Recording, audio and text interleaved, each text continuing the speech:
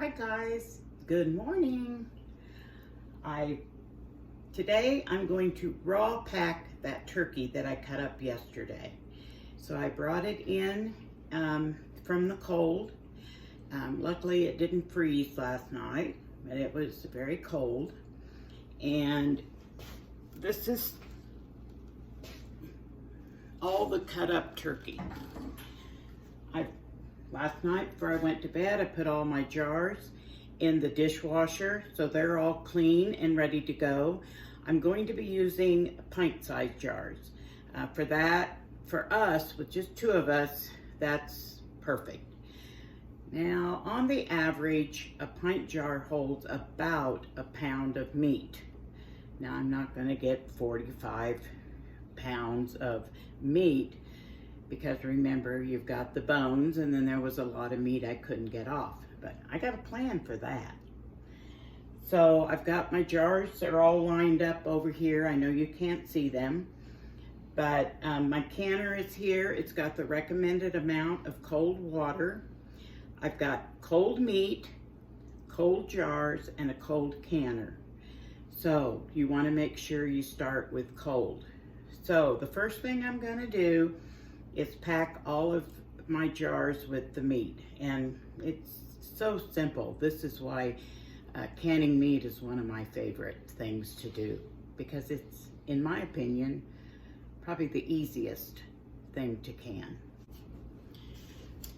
First thing I'm going to do is put a ½ teaspoon of salt in each of my pint jars.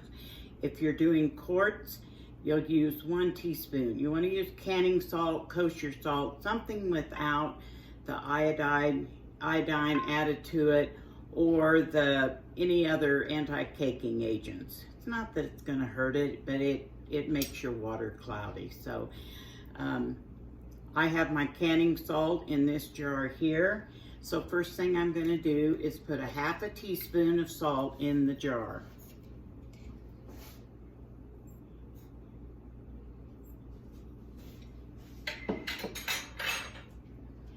You don't have to add salt, but I do like to add salt to meat. It just helps enhance the flavor. So I have a wide mouth jar, wide mouth funnel, and sorry, but the meat's right here in front of you, and I'm just going to pack the meat. Oh, and by the way, I wash my hands very frequently so that you don't think I'm running around here with dirty hands. I'm a nurse. I'm a little OCD about that. But I'm going to pack the meat in as best I can, the most I can get in the jar. You're going to leave 1 inch of headspace. So I'm going to go ahead and get all the jars packed using exactly what I just showed you. And when I get the meat all put in the jars, I'll be back. Okay, I've got 14 pints so far, and probably half the turkey left. But that means I'll just get my second canner going. I'll be able to double stack them in here and put them in there, and we'll see. I might even do a couple quarts, but we'll see where I'm at. So what I'm doing now is I'm just going in and making sure the bubbles are out, getting the turkey packed in there good and tight. And you want to make sure you have at least 1 inch of headspace, which is this bottom ring. So I've got this packed down tight, and I have a small cup of white vinegar. You always clean the rim of your jar and make sure you check for any cracks or chips, because if there's a crack or chip, it's not going to seal, and you don't want to waste all that good work that you've done on a seal that doesn't work. So I've dipped my paper towel in the white vinegar. Vinegar works best for meats because you want to make sure and cut off any, that the vinegar will cut through any fat or that's left on the rim. My rim is clean. I have my lids just sitting in a bowl of warm water. You don't have to simmer them. Of course, I washed them good. My jars were washed in the dishwasher, but when you're pressure canning, you don't have to sterilize. So I've got clean jars, clean lids, and let me show you what I do with my rings.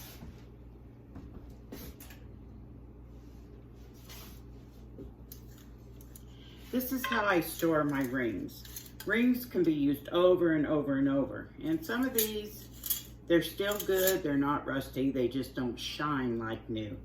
So, and I always take my rings off before I store them. So what we did was we just took a wire hanger, made a little hoop out of it, made a hook on one end, and it just goes like that. Then I just have to pull the ring off when I'm ready. And I usually have it hanging here in my kitchen. I've got it hanging right in front of me on a door handle. So I've got my lid on. Now, raw packed meat, you do not have to add broth. Some people will go ahead and add a little broth, but I don't. And that's why I use salt also. It makes its own delicious broth. I prefer to raw pack meat for that reason. I don't have to make a broth or add anything. Other people will add more spices, seasoning, and you gotta be careful about that because canning them will alter the flavor a little bit. Sage is wonderful with turkey, but I've been told that turns bitter when you can. So I've got my lid, my ring, I put it on finger tight, and I'm using my new 4 jars. And so you can tell I trust them because I certainly wouldn't want to lose the seal on meat. We all know how expensive that is. So into the canner this goes. Again, cold water in my canner because I have cold jars and cold meat. So let me keep adding jars and getting things done, and we'll come back and see how many I end up with. I've got all my 16 pints is how many I ended up with. And they're wide mouth, so I could only get 8 on each layer. If I had regular mouth jars, you know, they're a little bit smaller, I'd be able to get 9. But it's much easier to use the wide mouth jars to get the meat in and to get it out. So, with my vinegar that I have left over from wiping the rims, I'm going to pour that into the canner. That will help prevent a film from forming on my jars. I guess I should mention, when you layer your jars in here, you want to make sure you put a rack, of course, on the bottom, and then a rack between the 2 layers of jars. So now we're going to put the lid on.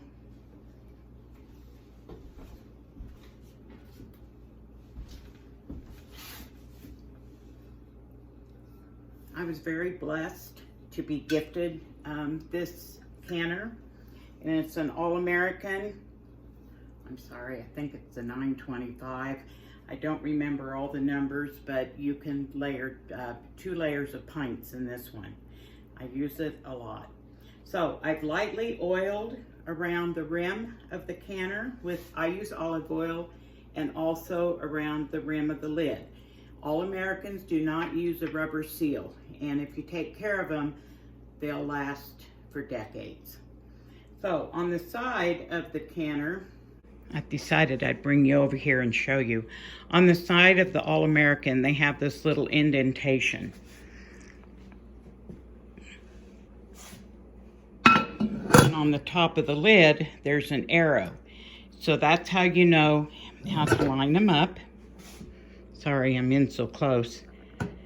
And then you just rotate it. And I'm gonna have to put you back up in the tripod. But you'll see some of these have little hook things, I guess I call them. And that's how you make sure you got them lined up. Okay, you saw me rotate this into place to where the arrow and the notch are matching. And to tighten the lid down on an All-American, you bring up these little tabs that screw down, and first time you bring them up, you just want to lightly You don't tighten them yet. You don't tighten the wing nuts. You just lightly bring them up so that they're on evenly. And then after you get all of them on there, go back and tighten it to make sure there's no leaks and that this can build pressure.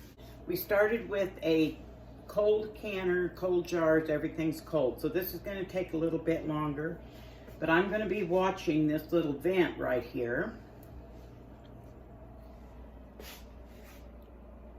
This vent, and when it starts to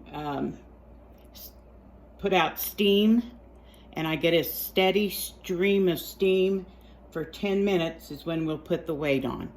And I'll come back and show you when it starts to vent the steam. Well, I ended up with 2 pints of turkey, and I have a rule. You don't run an empty canner. So I canned 5 pints of black beans, just like I always do. In a pint, I put a half a teaspoon of salt, a half a teaspoon of dried beans, and filled it up with tap water. I use tap water because we have whole house water filter. This is the smaller, that was vinegar I just poured in. This holds 7 quarts, and it's the All-American 915. It goes on just like the other one, All-American canners, and I'm not 100% sure, but I honestly think the lids are interchangeable. But same thing, I lined up the arrow in the notch. I'm going to bring up the tabs. Whew. That was warm. And we're starting with the cold canner. Since this one is smaller, I'm hoping that they finish at just about the same time. So I'm going to get this one going, and I'll come back when we start venting. Okay, it is, I don't know if you can see it on the camera but it is now doing the steady stream of steam, and I need to let it do that for 10 minutes. So I'll put the timer on, and in 10 minutes we'll come back and add the weight. We've reached the 10 minutes, and now I'm going to put the weight on. Look up what the altitude is where you live. For years and years, I thought mine was 10 pounds, but I found out that I'm actually 15 pounds. So that's going to go on there, and we're going to wait for it to build up pressure. I'll be watching this gauge and listening for this to jiggle. So this one, the smaller one over here, is 9 minutes behind. I think it'll probably catch up because it's smaller. And hopefully they'll both be done at the same time. Okay, we'll come back when it starts to jiggle. Okay, it has come up to pressure. As you can see, the weight is jiggling. So now I need to turn the heat down. And the more you do this, the more you're going to find out where that sweet spot is on your stovetop. Once you get it adjusted to where the pressure is maintained, and this just jiggles 3 to 4 times a minute, that's when you start your timing. Now for meat, it's 75 minutes for quarts, 75 minutes for pints, 90 minutes for quarts. And this one over here is very close to reaching pressure. So I look for the lid on this one to start jiggling just pretty quick. And I'll probably have them timed at about the same time. So that's what I'm hoping for. And then 75 minutes, we'll come back. Just got to keep an eye on both of them. When you're pressure canning, never leave your pressure canner. Don't go in the other room, or worse yet, don't go outside. Stay close by to where you can keep an eye on it. Now, you don't just have to sit and stare at it, but, you know, just maintain it. Pressure canners are very safe to use, and they have enough safety features on them nowadays. There we go. The little one just started. So I'm going to get them set and start my 75 minutes of time. Okay, the timer went off after 75 minutes. It went off just a few minutes ago. So I shut both my canners off, turn the gas off. And now you let them set and let them come down to 0 pressure on their own. You don't move them. Don't remove the weight off the top. That'll release the steam too quickly and cause your jars to break. You just let them set. Again, don't pour water over them, don't move them, don't do anything. So I'm certain that the smaller one will come down faster than the bigger one, but we'll check back in when I take them out of the canner. Okay, the canner has come down to 0. I usually wait a little bit longer, but one thing that I usually do is I'll carefully lift the weight, and if I don't hear like a hissing sound, then I'll know it's safe to go ahead and open it. So I'm going to open up the canner, and we'll see how our turkey turned out. Now this one has beans too. Okay, I've already loosened all of these wing nuts. And you just turn it a little bit.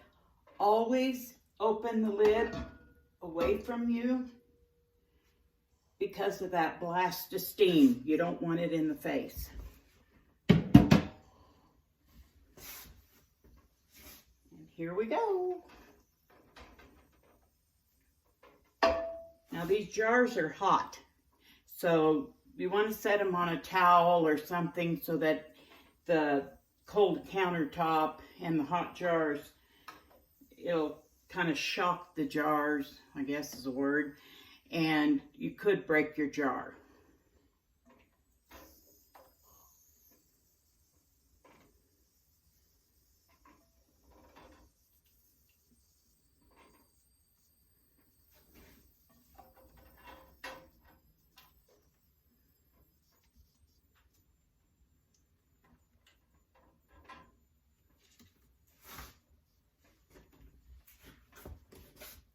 And see how it's still bubbling?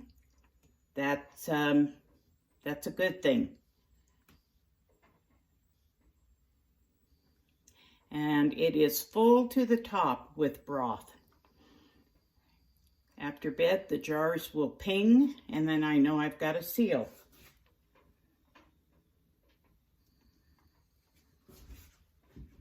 You leave these overnight, at least 24 hours. Some people leave them 2 or 3 days.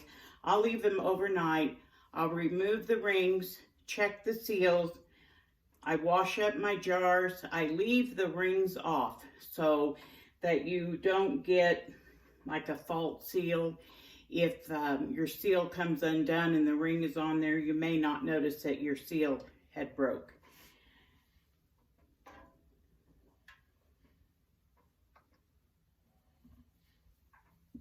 So the bigger canner, I can still hear it kind of bubbling away in there, so it'll probably be a few more minutes.